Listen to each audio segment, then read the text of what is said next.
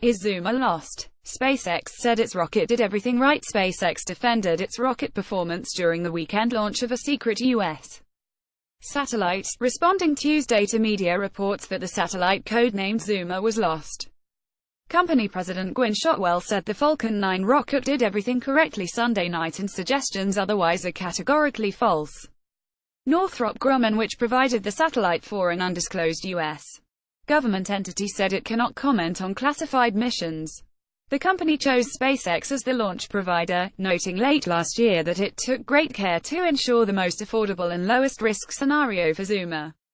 The name refers to a Malibu beach in Southern California. This was SpaceX's third classified mission for the U.S. government, a lucrative customer.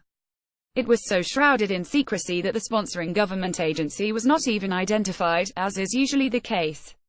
The Falcon's first stage completed its job, lifting the rocket off the pad and towards space, then separated and landed back at Cape Canaveral. But second stage information was kept to a minimum because of all the secrecy surrounding the flight. The rocket's second stage propels the satellite into orbit. The Wall Street Journal quotes unidentified congressional officials who were briefed on the mission as saying the satellite apparently did not separate from the second stage, and plunged through the atmosphere and burned up. Originally scheduled for a November launch, Zuma was delayed by potential concern about another mission's payload fairing, the shell on top that protects a satellite during launch. The company later said it had cleared the issue. Shotwell said in a statement that since no rocket changes are warranted for upcoming flights, the company's launch schedule remains on track. If additional reviews uncover any problems, she said, we will report it immediately. Last year was a banner year for the private space company with 18 launches. It's shooting for even more flights in 2018.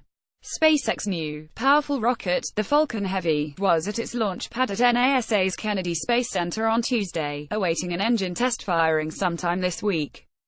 The California-based company aims to launch the Heavy by month's end, making its debut with Chief Executive Elon Musk's own personal Tesla Roadster on board. Another Falcon 9, meanwhile, is scheduled to fly in 3 weeks with a communication satellite for Luxembourg.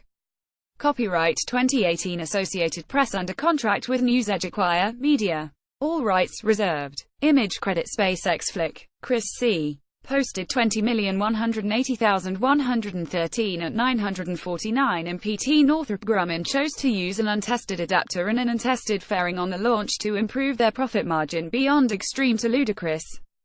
If the satellite, adapter, or fairing turns out to be at fault, Northrop Grumman should be barred from competitive bidding on such contracts for at least 5 years. One-off rocketry is dead and its continued use is a liability.